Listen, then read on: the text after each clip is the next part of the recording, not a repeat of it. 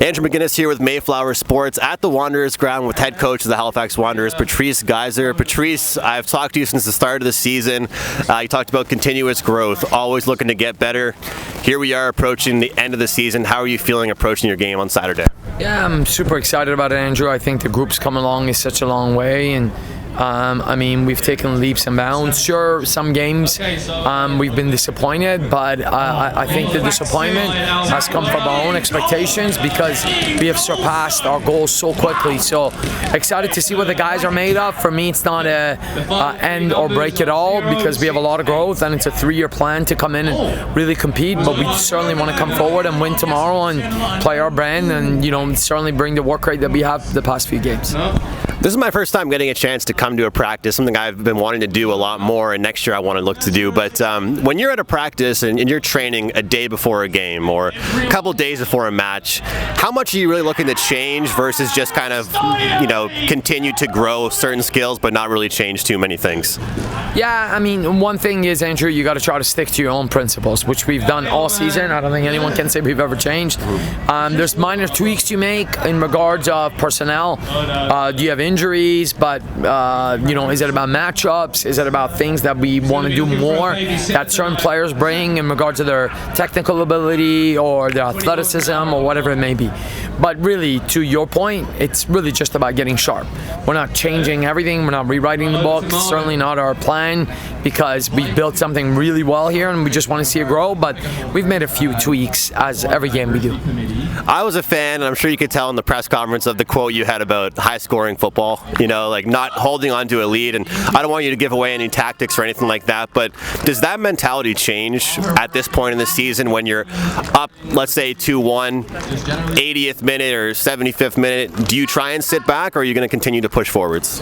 Yeah, the fact is, Andrew, we haven't lost the game that we've scored 2 goals or more. That's a fact.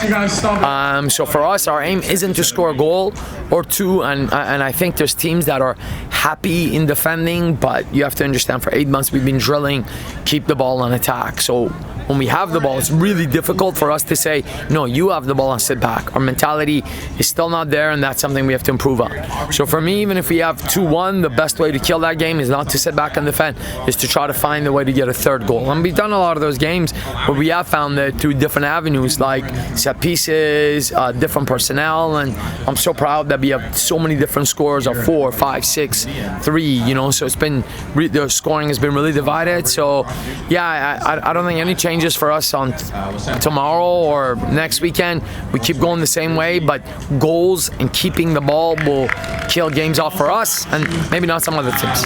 As sports develop, watching film and just scouting your opponent becomes so much more important. What do you expect from your opponent tomorrow in Forge? Yeah, and it's not only the film. We've played them the 4th time. No league in the world, as far as I know, plays an opponent in the regular season 4 times. So you get to know each other real well, and I think Forge is going to come in here thinking about the last game that we won 2-1 at the 100th minute. They're pushing for that 2nd place, which gets them a bye and allows them to have a lot of advantages. I think they have the proof to point against us, and they're a really good football team. They're going to keep the ball. We'll try to keep the ball. They'll try to score. We'll try to score. So, for me, the expectation is a very, very high-level football game that both teams are looking to unlock the opponent.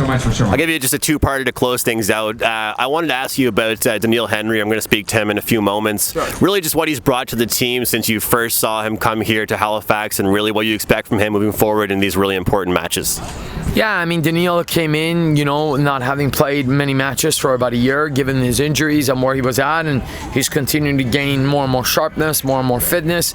But that's just the inevitable of what we all see. What you don't see is that his ability to spot things, speak to our players. Dan and Kel have been tremendous, but they're also, 22 and 23. And Daniil's experience being a pro more than 10 years really helps speaking to them, speaking to the team, and setting a standard. For me, the standards that he sets is excellent because if he comes in and says, hey, today I want to be the best player in the training, then someone else says, well, I'm going to try to match him. And that's how you progress. And I love asking coaches this question. Who's a player that you think just in the media or just the league in general doesn't give enough attention to that you feel deserves it? For our team, obviously you're speaking. It's hard to say because I think the media has done a good job covering our team. recently in the CPL report, we had Dan, Mass, and Lorenzo named as the top 10 players in the league. So I certainly, can't contest that. I think there was a lot going around. First, like about June and July, about Yan never being on Team of the Week. So I feel like Yan's really been good for us at a lot of different moments, and because the league has a lot of different goalies, and because we hang on to the ball a lot sometimes, you don't notice him as much, but he has made some important saves. So probably Yan's the guy that hasn't been coveted or talked about as much as he should be. Thank you very much, and best of luck. Thank you, Andrew. Thanks a lot.